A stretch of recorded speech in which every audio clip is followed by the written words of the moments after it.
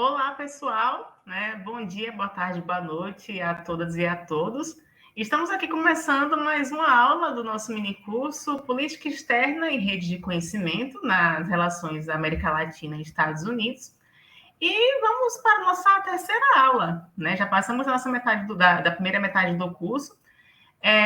E essa aula tem por título, né, Por Dentro da Cooperação Técnica, Estrutura, Instituições e Atores Envolvidos. Então, gente, retomando o que a gente conversou nas aulas anteriores, vimos que, em termos governamentais, os Estados Unidos eles tomaram impulso, né, para investir dos seus próprios bolsos, né, do seu próprio cofre, em projetos de cooperação técnica e intercâmbios junto à América Latina, somente no início da década de 40, né, após a sua entrada oficial na Segunda Guerra Mundial, que tem como marco, né, o ataque à base de Pearl Harbor em dezembro de 1941. Pode passar, Adriana. Então, gente, em grande medida, a abertura, né, dos cofres norte-americanos nesse período estava grandemente associado aos esforços de guerra. Né? Quando a gente, enfim, vai olhar um pouco mais à frente da nossa linha do tempo, e chegamos já na Guerra Fria, já no final da década de 40, verificamos uma continuidade, né? Uma continuidade até uma ampliação desses investimentos, mas só que a partir desse momento, como a gente viu até na aula anterior, vai estar muito mais ligado ao discurso do desenvolvimento.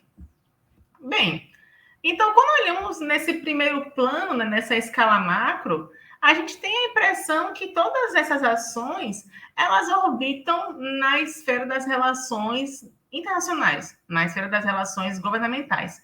Num movimento onde parece, né, nos parece, a princípio, que os Estados Unidos ele foi o grande idealizador e executor desses projetos de cooperação técnica.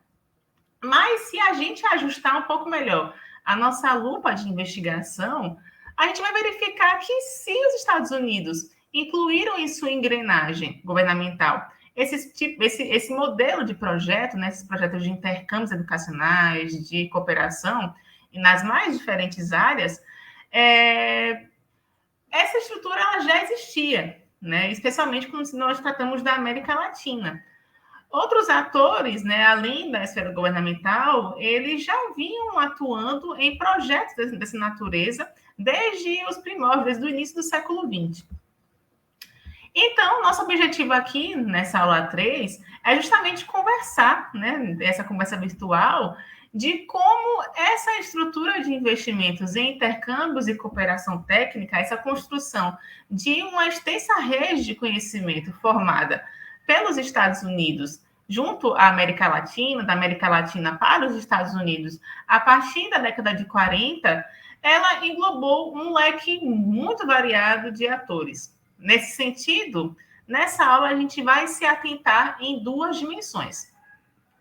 Em termos institucionais, a gente vai se voltar para a atuação das fundações privadas, enfim, que são as famosas filantrópicas, assim como a gente vai aproveitar esse gancho para poder discutir, né, um pouco melhor essa relação híbrida que existe entre público e privado, né, no campo da política externa estadunidense. E uma outra dimensão, né, que a gente vai também discutir nessa aula consiste nos indivíduos, né, nos fluxos de indivíduos que compunham essas redes. Com isso, ao mesmo passo que a gente vai se atentar aos processos de envio de especialistas, né, estadunidenses para a América Latina em projetos de cooperação técnica, nós também vamos conversar, né, brevemente, né, se o tempo permitir, sobre os investimentos em bolsas de estudos, em projetos, né, de intercâmbios entre profissionais, professores, estudantes da América Latina, né, latino-americanos que foram até os Estados Unidos. Pode passar, Adriana. Então, bem, né, gente? Quando a gente pensa em Estados Unidos, né, e todo o aparato, né, acadêmico, científico, tecnológico que essa nação ela mobilizou para si ao longo do século XX, Um ponto incontornável consiste na atuação das fundações filantrópicas ou, enfim, das fundações privadas na injeção de capital. O que para nós normalmente é associado à esfera pública, como, por exemplo, investimentos na educação superior ou em fomento à pesquisa, lá nos Estados Unidos, tradicionalmente esse capital ele é proveniente da iniciativa privada. Logo, universidades, bibliotecas, centros de pesquisa, nas mais diversas áreas, laboratórios, têm como principal coluna de sustentação recursos vindos de instituições privadas. E, consequentemente, quando a gente vai tratar, né, desses movimentos de intercâmbios e cooperação técnica e científica entre Estados Unidos e países latino-americanos, é notório, né, que essas fundações, essas instituições, elas também vão ocupar um papel muito importante. Então, ao mesmo passo que essas fundações elas se responsabilizaram pelo deslocamento da produção científica que anteriormente tinha como centro a Europa. Então, eles conseguiram deslocar esse conhecimento para os Estados Unidos, nessa produção, né, de conhecimento, eles também encabeçaram o movimento de assistência e cooperação técnica, suporte e financiamento de instituições científicas, de intercâmbios estudantis em toda a América Latina. Então, três instituições são fundamentais para a gente entender e analisar esses processos ao longo das décadas, ao longo das primeiras décadas do século XX, né, e dessa relação entre a política externa estadunidense junto à América Latina. Essas três instituições, essas três fundações, são a Fundação Rockefeller, a Fundação Carnegie, a Carnegie Corporation, e a Fundação Ford.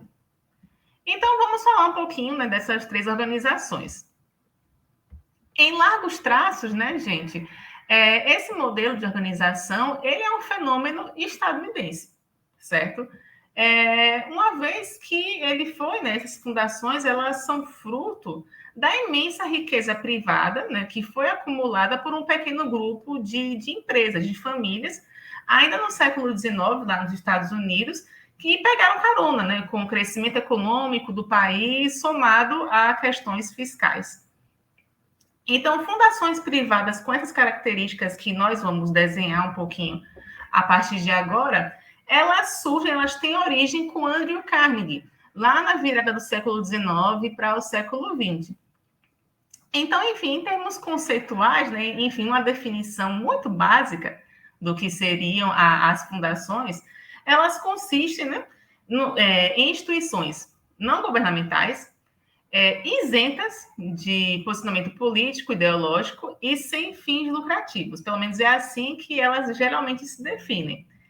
E elas também apontam que o seu propósito principal é em busca de, enfim, elas querem fomentar o bem comum, né? Elas estão pautadas no bem comum, que vai ser proporcionado a partir de investimentos, da promoção de ações no campo da assistência social, da educação, do fomento à ciência e assim por diante.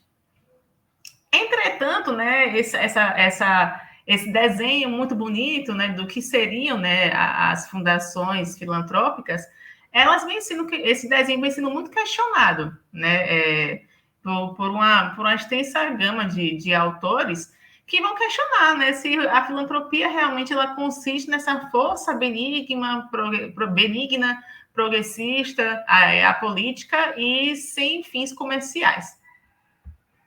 Então, um dos exemplos, né, de estudiosos que vem reinterpretando, né, e criticando a atuação das fundações é o sociólogo inglês Jet Parma.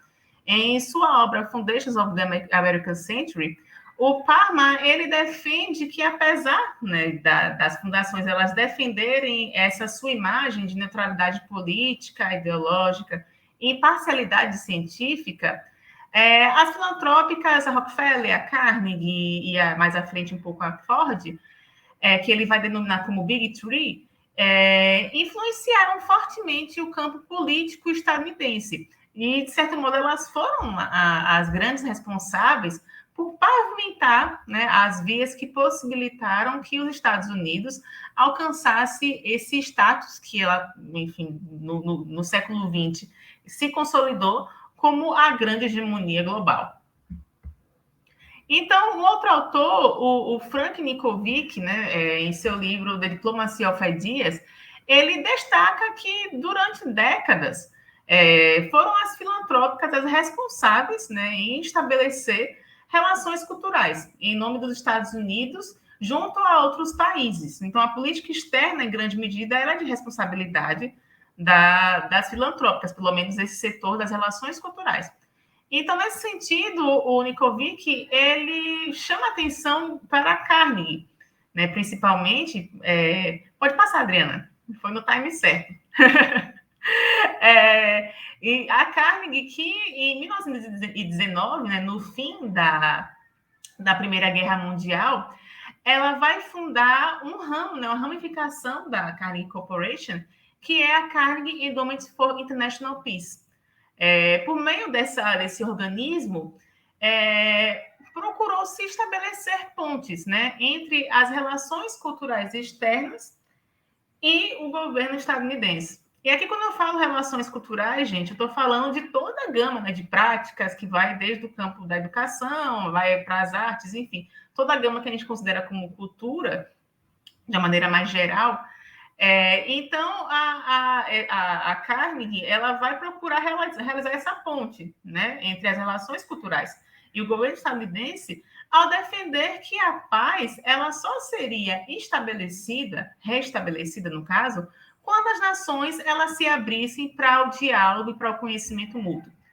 Então, logo investimentos em projetos que estimulassem nessas relações amistosas, que, enfim, em grande medida só poderiam ser feitas a partir de intercâmbios, né, de contatos, né, entre os diferentes povos, deveriam estar, né, e deveriam ser uma prioridade na agenda política estadunidense, se o propósito fosse realmente manter, né, a paz.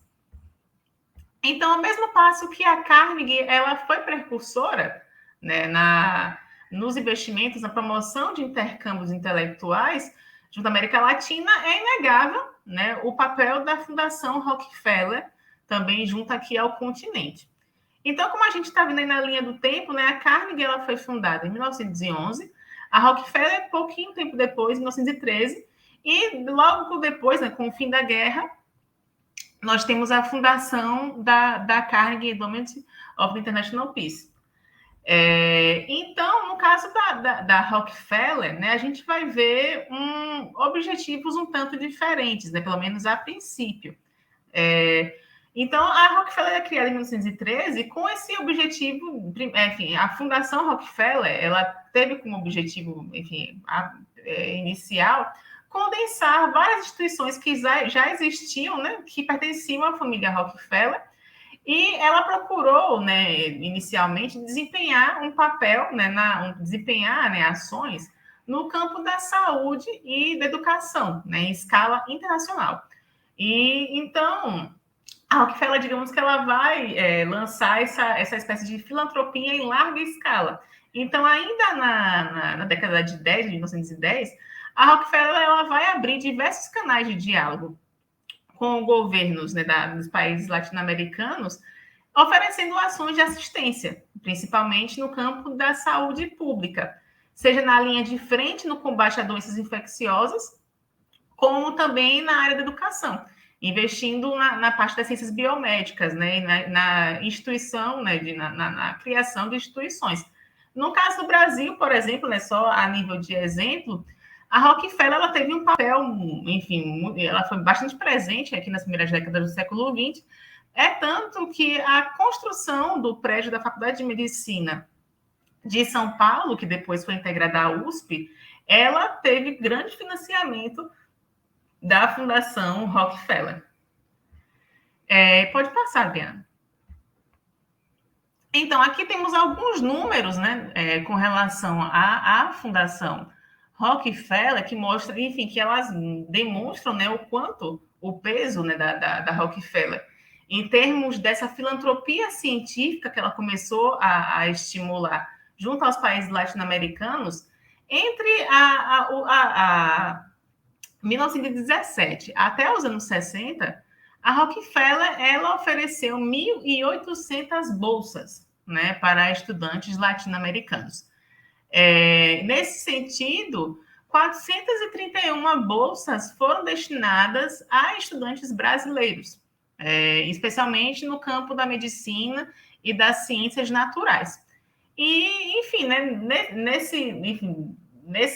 nessa grandiosidade, né, de número de bolsas que foram oferecidas pela Rockefeller, o Brasil ele foi o país que recebeu o maior número de bolsas, seguido pelo México e depois Colômbia e Chile. Mas, por sua vez, a Rockefeller ela procurou sempre, enfim, oferecer bolsas para os diferentes países da América Latina. Então, gente, esses dados eu tirei de um artigo, né, das historiadoras Lina Faria e Maria Conceição da Costa, lá no final da nossa aula, vai estar lá a referência bonitinha para vocês. Então, a gente verifica que na atuação na América Latina, a Rockefeller, né, é interessante também a gente pontuar isso, né, que um pouco diferente da Carnegie, né, pelo menos no seu discurso, a Rockefeller, ela já trazia, né, que no caso a relação entre Estados Unidos e América Latina era fundamental para garantir a segurança dos Estados Unidos.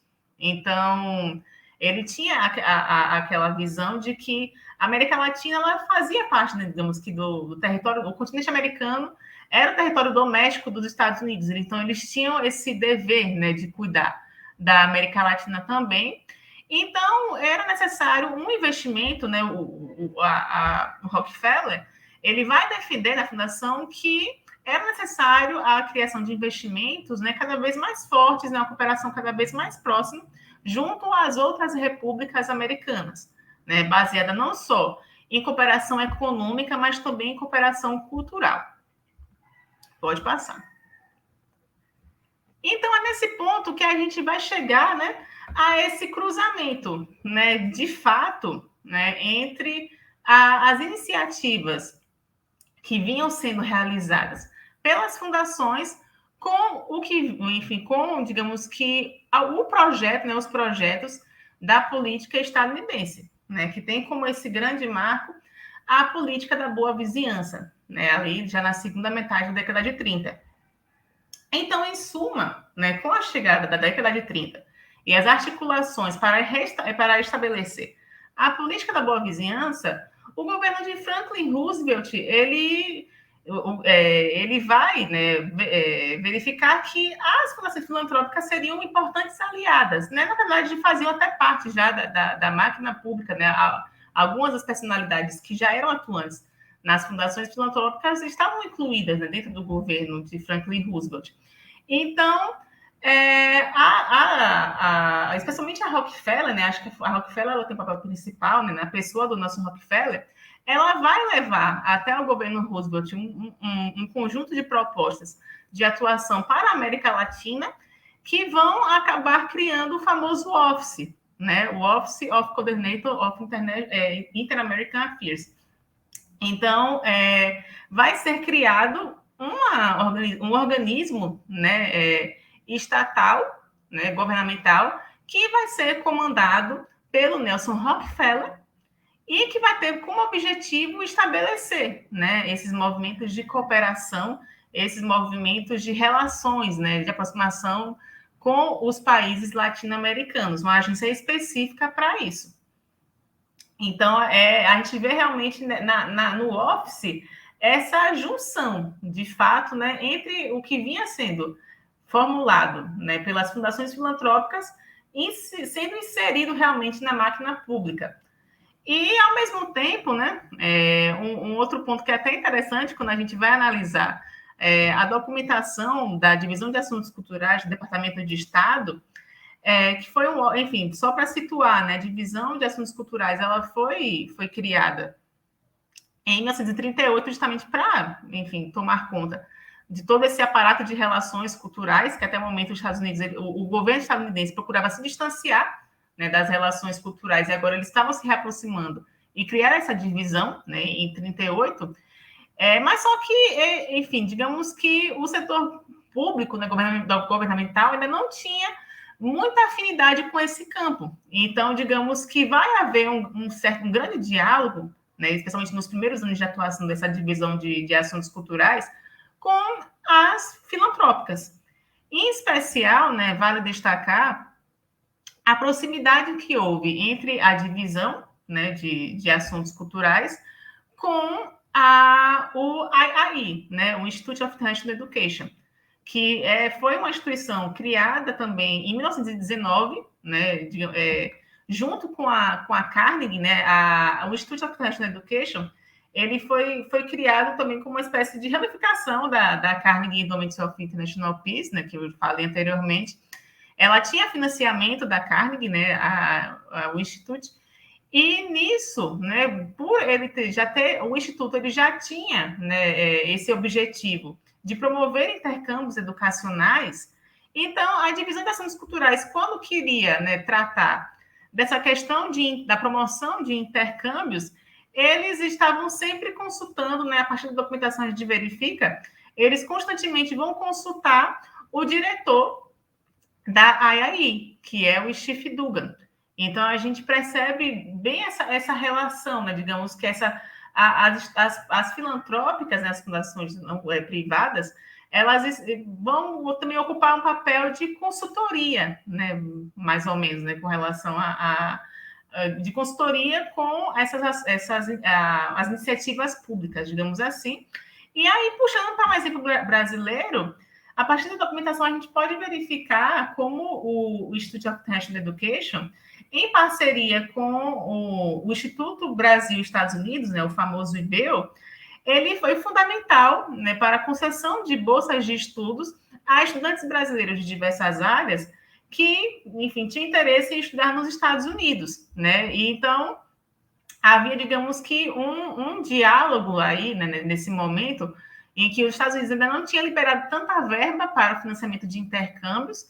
Então, houve, digamos que, esse link entre diferentes instituições, né? O IIE realizou uma parceria com o IBEO e que também tinha uma ligação com a divisão de assuntos culturais do Departamento de Estado. Parece meio complicado, né? Mas, pelo menos nesse primeiro momento, né, da promoção de intercâmbios de cooperação, né, técnica, era um negócio um pouco misturado assim mesmo.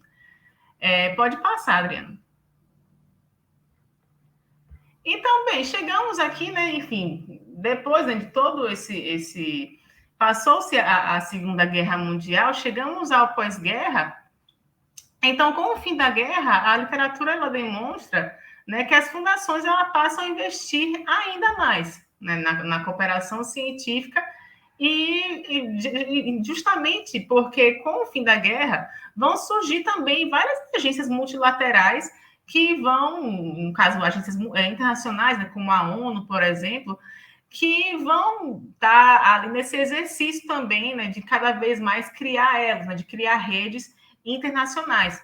Então, nesse gancho, né, das fundações e esse impulso ainda maior nesse projeto internacionalista, que nós vamos encontrar aqui, pelo menos nessa ligação com a América Latina, a Fundação Ford, né, que é o outro elemento que eu falei lá no início das Big Three, mas só que no caso da Fundação Ford, ela vai realmente agir, né, com força aqui na América Latina já no pós-guerra, porque a Fundação Ford ela foi criada na década de 30, como tem ali naquela linha do tempo que eu mostrei anteriormente, mas só que aí, de início, ela agia internamente, lá nos Estados Unidos mesmo, e é só lá no final da década de 40 que ela começa a expandir o seu campo de atuação para a esfera internacional e para a América Latina.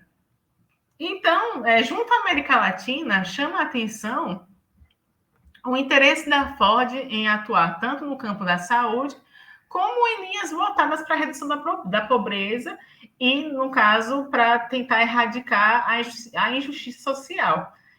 Também eles procuravam, né, realizar estudos, né, investimentos para a promoção da cooperação científica, né, e o fortalecimento dos valores democráticos. Né? Essa, digamos que eram algumas das principais bandeiras da Fundação Ford. Além disso, né, verifica-se um investimento em pesquisas ligadas à saúde reprodutiva, direitos humanos, assim como financiou enfim, uma enorme gama de estudos voltadas para o campo das ciências sociais. Então, não sei se vocês já estão aí sentindo que já viram isso antes.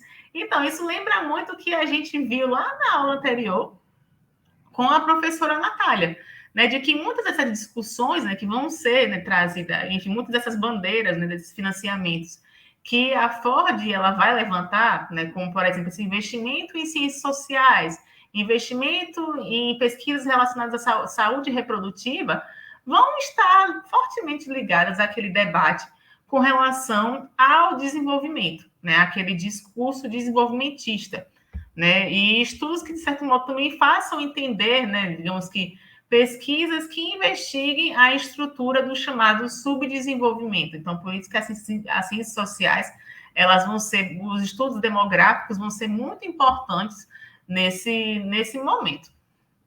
E aí chegamos ao ponto aqui, né, para a gente poder fechar, né, esse primeiro panorama que a gente fez com relação às fundações, que eu vou trazer de novo aqui o sociólogo o Parma, quando ele aponta que um dos papéis primordiais das fundações, né, é justamente se ocupar em investimentos no campo da educação e criar redes, né, de elites intelectuais. Né? O Parma ele vai diagnosticar isso, né? Uma vez que a educação ela é um investimento de longo prazo, ou seja, a gente não vai, se investe em educação hoje, a gente não vai ver o resultado amanhã. Né? A gente vai ver o resultado disso lentamente, a longo prazo. Então, e geralmente esse tipo de investimento ele não é muito benéfico, né, digamos assim, benéfico no sentido político, né, para algumas nações. Então, as fundações elas se ocupam desse investimento, digamos que esse trabalho de formiguinha, que no fim das contas vai tecer uma grande rede, né, que a longo prazo vai acabar criando uma grande rede de conhecimento, digamos assim, uma rede, né, de experts, uma rede de, digamos que intelectuais que vai estar situado, né, nessa grande rede que envolve, enfim, produção científica, conceitos, e que aí a gente se pergunta, né, enfim, uma rede que vai ser formada por uma espécie de uma elite intelectual, financiada por fundações estadunidenses, né, e que, de certo modo, né, e aí vai uma coisa muito sutil, né, que o Parma ele fala, que sutilmente, né, as filantrópicas elas vão financiar estudos que vão estar alinhados com a agenda da política externa estadunidense, né, com a agenda do que vem sendo pautado pelos Estados Unidos. Então, de certo modo, o autor ele vai questionar, né, se, de certo modo, essas redes de conhecimento que são criadas, elas fazem o conhecimento circular ou, no fim das contas, elas acabam sendo uma rede confortável de conhecimento para que a hegemonia dos Estados Unidos prevaleça. Né? Então, fica aqui o questionamento, enfim, como a gente já está falando aqui, já tem em todas as aulas, a gente não está aqui para trazer respostas, mas lançar mais questões aqui para vocês. Então, pode passar, Adriana. Então, bem, vamos agora, enfim, deixar de lado um pouco esse papo das coisas grandes, né? Esse campo das instituições, dos investimentos, enfim, dos grandes investimentos. E vamos agora falar um pouco, né? Vamos aterrar agora um pouco e falar de gente, né? Vamos falar dos fluxos, né? Vamos falar no fim das contas, é a base, né? Dessa cooperação técnica, desses intercâmbios, que são o quê? São, digamos que, as pessoas que faziam parte, né? Desses intercâmbios, digamos assim. Claro que eu não vou aterrar tanto, né? Acho que isso vai ser a Adriana que vai fazer isso na próxima aula, mas eu já vou trazer aqui já vou desenhar para vocês como é que funcionou, digamos, né? Essa circulação de indivíduos a partir da década de 40, a partir de concessões de bolsas e investimentos em cooperação técnica. Então, bem, nos voltando para esse campo, é notório, como eu já falei aqui já algumas vezes, que a década de 40 ela vai intensificar, né, essa circulação de indivíduos, tanto latino-americanos que foram para os Estados Unidos, assim como também o movimento contrário pode também ser visto. Então, mas também estadunidenses que vão, enfim, de diferentes interesses, vir para o eixo sul. Então, em certa medida, né, esse aumento, como a gente já, enfim, só faz uma breve revisão, ele está relacionado, né, tanto aos esforços de guerra, vai estar relacionado à criação do Office, que vai potencializar, né, os investimentos em cooperação técnica, em intercâmbios, e, enfim, também ela não vai estar restrito somente à instância governamental, vai estar também relacionado a interesses, né, que vão além dos Estados Unidos. Então, do lado dos países latino-americanos, esse momento de aproximação com os Estados Unidos, que foi, digamos que, chancelado por meio de diversos acordos que foram feitos desde a segunda metade da década de 30, ele também foi uma grande oportunidade, né, para que os países latino-americanos eles modernizassem alguns setores, né, que eles estimulassem, consolidassem alguns campos acadêmicos e que, ao fim e ao cabo, também foi uma oportunidade excelente para que os indivíduos, né, enfim, uma série de profissionais, eles se especializassem e impulsionassem também suas carreiras. Então, dessa forma, nesse momento, eu vou pontuar aqui rapidamente para vocês algumas iniciativas voltadas a diferentes grupos de profissionais que foram mobilizados, né, a partir da década de 40, nesse grande guarda-chuva, né, que foi esses investimentos, né, esse impulso da cooperação técnica dos intercâmbios, né, nesse marco, né, nessa linha da década de 40. Pode passar, Adriana. Então, um primeiro ponto, né, um primeiro exemplo que eu trago aqui para vocês, né, um exemplo bem interessante, é com relação ao intercâmbio docente. Né? Então, começando pelo campo da educação, a partir, enfim, de relatórios do governo estadunidense, a gente verifica um intenso fluxo, né, de professores que foram integrados a programas de intercâmbio e cooperação.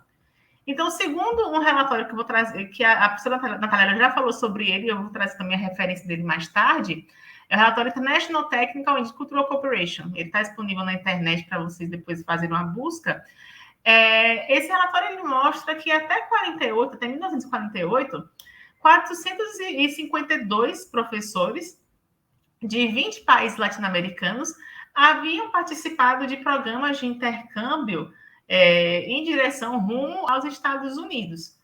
Né? E sejam em curta temporada, né, intercâmbios que duravam cerca de 3 a 6 meses, como também períodos mais extensos, né, que duravam cerca de 1 ou 2 anos ou até mais, a depender, onde esses professores eles realizavam cursos de curta duração, realizavam palestras e até mesmo assumiam, né, cadeiras em universidades e colleges. Então, e no sentido contrário, né, entre os estadunidenses, há o registro de 241, né, professores especialistas estadunidenses que fizeram o sentido contrário e vieram para a América Latina realizar, enfim, também da mesma forma, realizar cursos de curta duração, assumir cadeiras e assim por diante. Então, no caso do Brasil, né, verificamos, por exemplo, que grande parte desses professores, né, visitantes, ele, no caso de estadunidenses que vieram para o Brasil, a gente verifica que eles vão se concentrar geralmente no eixo sudeste, né, instituições como a Universidade do Brasil e a Universidade de São Paulo, né, a USP. Então, a título só de exemplo, né, entre os visitantes estadunidenses que vieram para aqui, para o Brasil, e que, digamos, que assumiram, de certo modo, o papel de institucionalizar alguns campos, nós temos o exemplo do professor Morton Zabel, que, em 43, ele assumiu a primeira cadeira, né, que foi criada, digamos, que para ele ocupar, de literatura norte-americana na Universidade do Brasil, e nós temos também o exemplo do professor Kenneth Caster, que ele chegou até a USP, ele era especialista em geologia, e ele acabou ocupando a cadeira de diretor, né, do Departamento de Geologia da USP.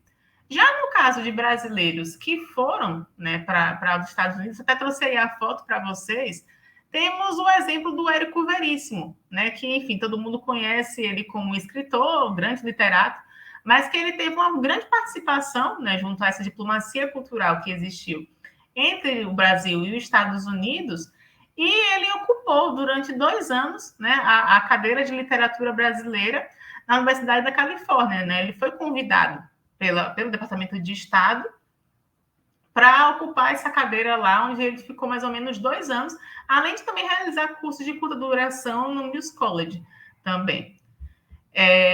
Então, outra modalidade, né, de bolsa que alguns professores, né, eles também foram contemplados, de certo modo, é a Leader Grant, né, que também era outra modalidade de bolsa, né, que digamos que, enfim, né, em uma tradução assim, né, que não é correta, né, seria o intercâmbio de líderes, né, bolsas voltadas para líderes, digamos assim.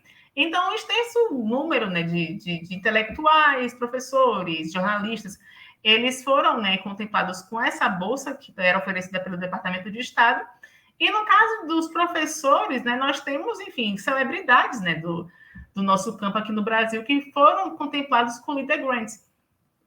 2 exemplos são o Gilberto Freire e o Sérgio Buarque de Holanda. Né? Os dois eles receberam, né, o convite do Departamento de Estado a realizar viagens de curta temporada até os Estados Unidos, e lá eles realizaram palestras, cursos em universidades e instituições de ensino. Pode passar, Adriana. Bem, um outro exemplo, né, que esse exemplo é muito interessante e eu acredito que a Adriana ela vai explorar, a professora Adriana, ela vai explorar melhor na nossa próxima aula, na última aula, é o exemplo do CESP, né, dos serviços, que até a Natália ela já comentou sobre isso na aula anterior, e eu trouxe aqui para vocês, né, a título de exemplo, né, de cooperação técnica, o caso do Brasil, né, e a criação do CESP, né, o CESP que é o Serviço Especial de Saúde Pública. Então, gente, passando agora para essa coisa mais da cooperação técnica, que foi, como a gente já disse, impulsionado com a Segunda Guerra Mundial, né, e vai continuar com o pós-guerra, a gente verifica que o campo da saúde, né, ela recebeu uma grande atenção. Né? Então, quando a gente vai situar, né, quando a gente situa essas iniciativas aos tempos de guerra, né, a gente verifica que essas iniciativas elas tinham, né, como um objetivo fundamental a manutenção, né, da segurança do que era chamado de hemisfério ocidental, né, no caso aqui no continente americano.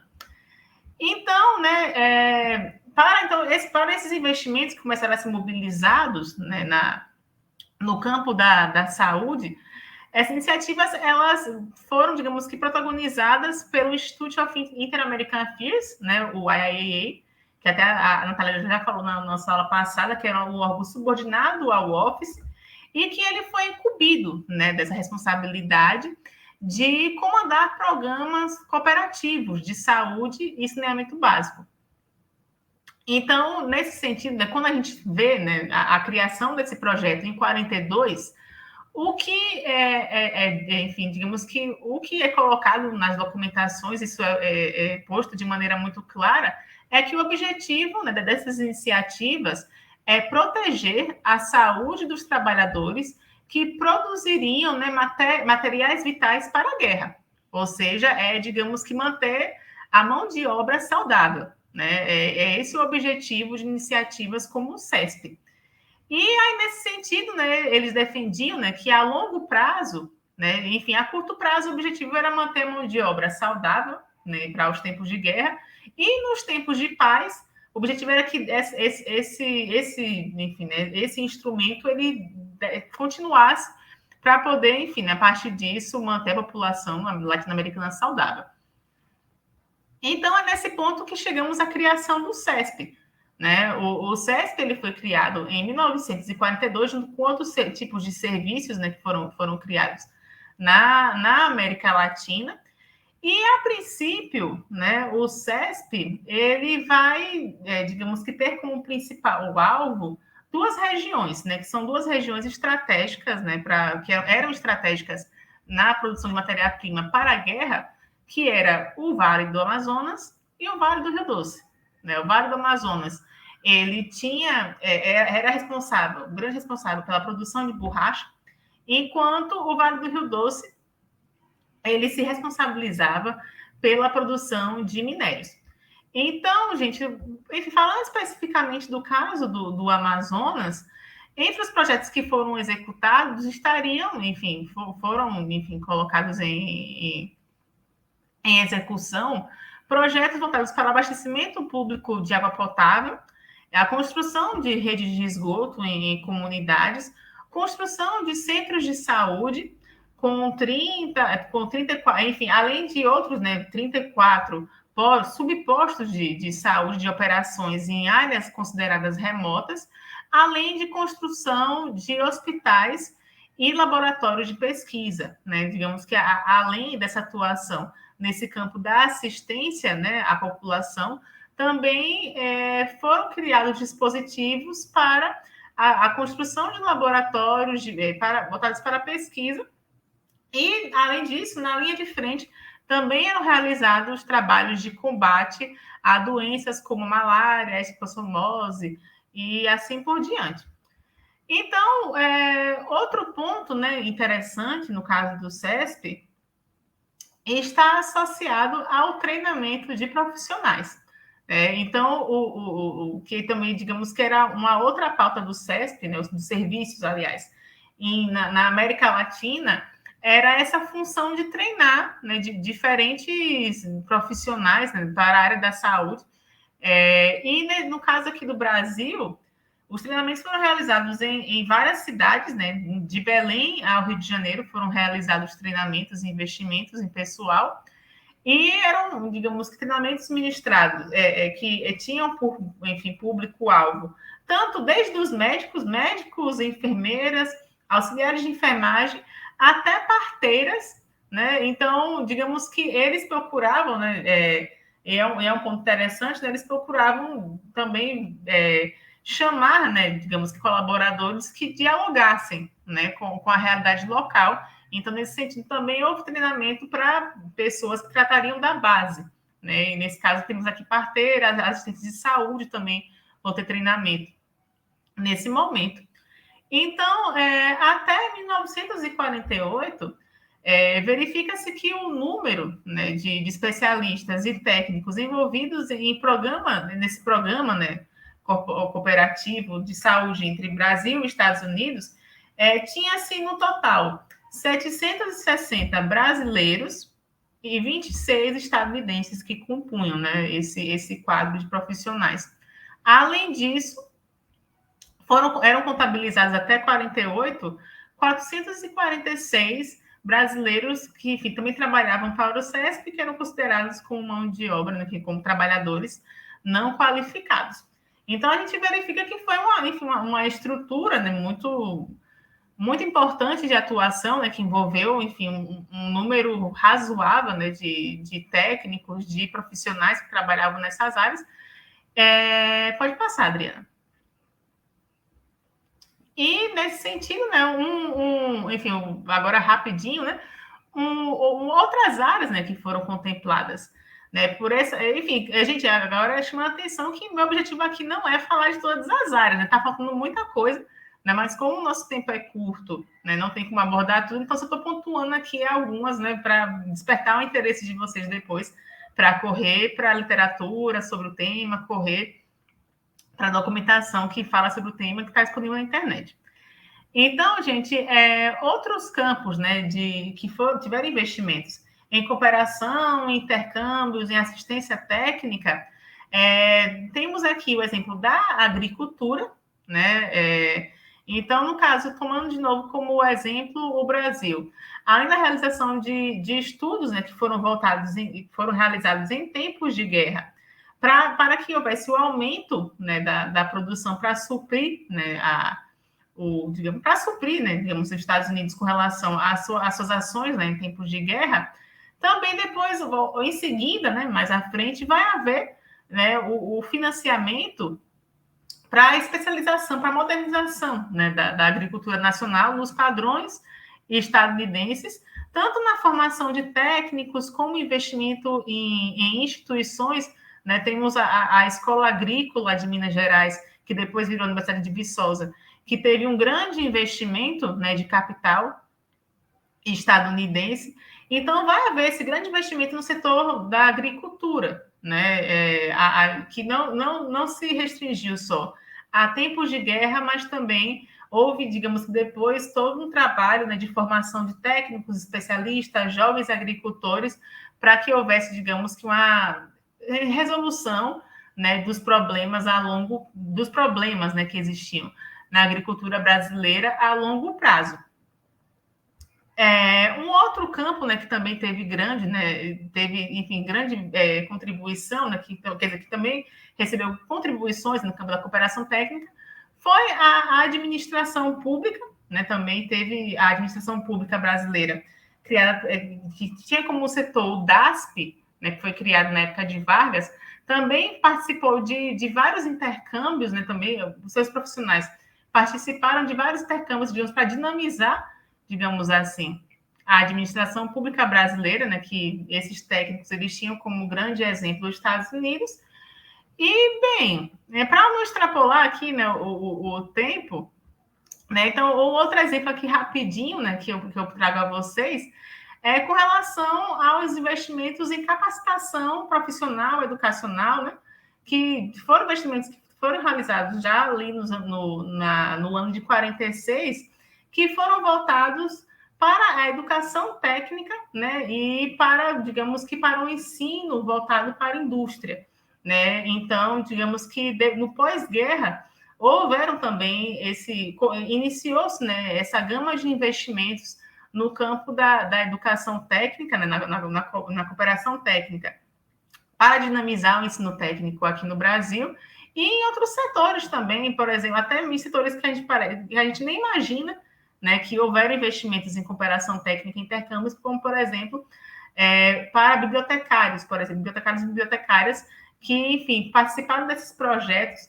né, para, digamos que, padronizar o sistema de organização de bibliotecas. Também houve, digamos que, contribuições da cooperação técnica estadunidense.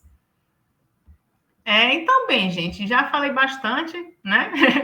Então, para finalizar, eu gostaria de acentuar, né, que aqui foi um panorama, né, no que se refere à circulação de profissionais de distintas áreas, né, que foram impulsionadas por esse momento, né, digamos, de impulso da diplomacia cultural, científica, da cooperação técnica entre países latino-americanos e nos Estados Unidos. E se olharmos cada projeto no detalhe, a gente vai encontrar um rico, né, objeto, né, riquíssimos, na verdade, objetos que a gente pode, digamos que, acessar, verificar de maneira mais clara as complexidades que existiam, né, nesses movimentos de troca, né, nesses movimentos de intercâmbios e circulação de indivíduos. E, enfim, não vou dar spoiler, né? Isso vai ficar para a próxima aula com a professora Adriana, né, que vai tratar já mais especificamente de estudos de caso. Pode passar, Adriana. E, bem, aqui temos algumas referências, né, que eu trouxe para vocês, algumas indicações de leitura para vocês. Trouxe, enfim, duas obras em inglês, né, a obra do Parma, que eu falei bastante, né, que é o Foundation of the American Century, que, enfim, traz essa visão crítica, né, com relação às fundações. Eu trouxe para vocês também uma dica, que é o livro do Spinoza, né, do Manuel Spinoza, que facinho vocês encontram na internet, que, assim, além de uma obra, né, que traz essa histórica do início das relações da diplomacia cultural estadunidense, ela também é considerada como uma fonte, né, é uma obra muito boa para a gente entender toda essa estrutura, né, da diplomacia cultural estadunidense, enfim, né, que inclui, né, que, digamos, que engloba esses investimentos em cooperação técnica e intercâmbios educacionais. Trouxe também, enfim, né, para poder variar um pouco, né, e facilitar algumas obras em português, né, uma que foi lançada ano passado, né, que é as ciências na história das relações Brasil e Estados Unidos. É um compilado, né, enfim, é uma coletânea. Então, é muito bom para a gente ter, digamos que, uma visão geral, né, de, enfim, vários estudos de caso, né, com relação às relações entre como a ciência, né, ela foi, digamos que, desempenhou um papel muito importante nas relações entre Brasil e Estados Unidos. Eu trouxe também aqui o artigo, né, que esse também facinho vocês encontram na internet, da Lina Faria. A Lina Faria, ela tem vários trabalhos sobre a Fundação Rockefeller, então fica a dica, né, eu trouxe esse artigo, mas se vocês procurarem, existem vários outros trabalhos da Lina Faria, que também falam das fundações filantrópicas da Rockefeller e da Ford. E, por fim, eu trouxe também um trabalho aqui do professor do André Campos, que ele vai tratar em específico das ações do CESP. Né? Então, também fica essa dica para vocês. Passa aí, Adriana. E, por fim, né, enfim, né, a Adriana, não sei se ela travou lá para ela logo agora no final, mas eu trouxe para vocês algumas dicas também de fontes. Pronto, agora foi.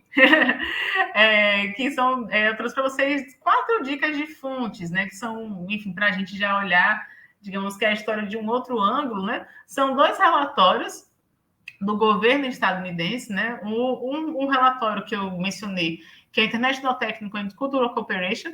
Então, nesse relatório, ele é ouro, né? Nesse sentido de verificar, digamos, obviamente é importante frisar a perspectiva dos Estados Unidos quanto a iniciativas de cooperação cultural, enfim, cooperação técnica. Então, é importante frisar que a partir desse documento, a gente vai ver o lado dos Estados Unidos, certo? Mas ele traz uma série de dados muito interessantes, né, sobre, digamos, a partir desse relatório, a gente percebe a grandiosidade, né, desses movimentos. Também tem o The Cultural Cooperation, que ele também vai focar especificamente nas questões culturais, envolve educação, intercâmbios intelectuais, institutos binacionais, então é também outro documento muito interessante. E eu trouxe também 2 relatos de viagem que eles vão, enfim, né, a partir dos relatos, né, uma maneira, digamos, que a gente relaxa e, ao mesmo tempo, a gente tem, digamos que, uma janela de acesso para esses movimentos, né, de intercâmbios, de cooperação técnica. Então, eu trouxe 2 dicas. A primeira é o relato de viagem do Érico Veríssimo, né? Ele publicou 2 relatos de viagem, mas só que eu trouxe para vocês essa dica da Volta do Gato Preto, que é o seu segundo relato de viagem, que tematiza os Estados Unidos, né? Que foi justamente essa viagem que ele fez para atuar como professor na Universidade da Califórnia. Então, é uma fonte excelente, né, para a gente verificar como assim se deu, né, de certo modo. Claro que os relatos não são espelhos da realidade, como nenhuma fonte de fato é, mas a gente, enfim, né, tem uma visão diferente de como se deram esses movimentos de intercâmbio. E tem um outro relato de viagem, que é o Terra da Liberdade, de Oswaldo Cabral, que também é uma fonte, né, é um documento muito interessante, que Oswaldo Cabral ele era um historiador, ele era médico, e ele foi convidado para participar já com aquela bolsa que eu comentei com vocês, que é a Leader Grant. Então, ele foi contemplado com o Leader Grant, ele foi até os Estados Unidos, passou 2 meses nos Estados Unidos e escreveu esse relato de viagem, que é interessante, tanto pelo fato dele, enfim, narrar, né, a sua experiência, como os encontros que ele tem com várias outras personalidades, né, sejam de outros países, seja de brasileiros que ele encontra, que também foram contemplados com bolsas, tanto do governo como bolsas de iniciativa privada. Então, são obras que, enfim, dão uma oportunidade para a gente ver nessas iniciativas de um outro ângulo. Então, é isso, gente, né? Ficamos por aqui. Espero que tenham gostado. E ficamos, então, até a próxima aula. Tchau, tchau, até a próxima.